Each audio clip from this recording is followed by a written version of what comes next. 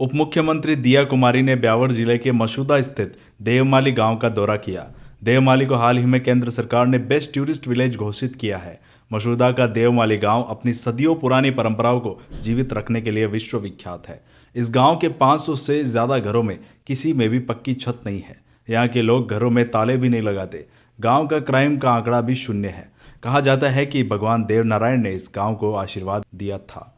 उप मुख्यमंत्री ने गांव की पहाड़ी पर स्थित भगवान देवनारायण के मंदिर में दर्शन भी किए।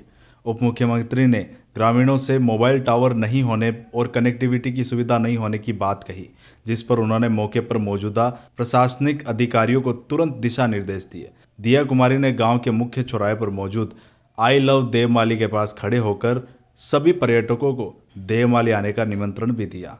देवमाली आई हूँ और दर्शन भी किए, भगवान देवनारायण जी के मंदिर में दर्शन भी मैंने किए। और यहाँ जो गांव है जिसको कि अवार्ड भी मिला है, केंद्र सरकार ने इसको बेस्ट विलेज का अवार्ड दिया है। अगर आप यहाँ देखेंगे तो सारे जो घर हैं मिट्टी के अभी बने हुए हैं।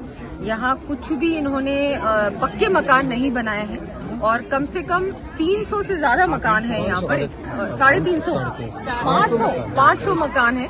और यहाँ बिल्कुल ये लोग अपने पर्यावरण को बहुत संरक्षित करने का भी काम करते हैं। यहाँ पर मैंने इन सबके साथ बहुत कुछ पूरे गांव में घूमी हूँ मैं और सबसे बातचीत भी की। और जिस तरह से यहाँ टूरिज्म की संभावनाएं हैं, पोटेंशियल बहुत है कि यहाँ पर हम लोग टूरिस्ट को भी लेके आए और जो रूरल लाइफ है उसका भी उनको एक्सपीरियंस हो।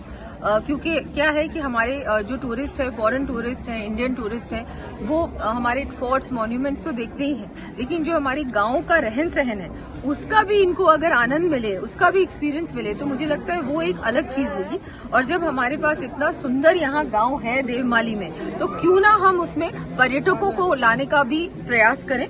और यहाँ जो भी फैसिलिटीज की आवश्यकता है, यहाँ जो विकास की आवश्यकता है, वो हमारी जो सरकार है वो बिल्कुल करेगी, पूर्ण रूप से करेगी। अभी बहुत सारे प्रस्ताव भी मुझे दिए हैं, हमारे MLA साहब ने दिए, हमारे ओम बडाना जी ने दिए, यहाँ के हमारी सरपंच साहिबा ने दिए, यहाँ के जो स्थानीय सभी हमारे यहाँ जनप्रतिनिधि हैं उन्होंने भी दिए।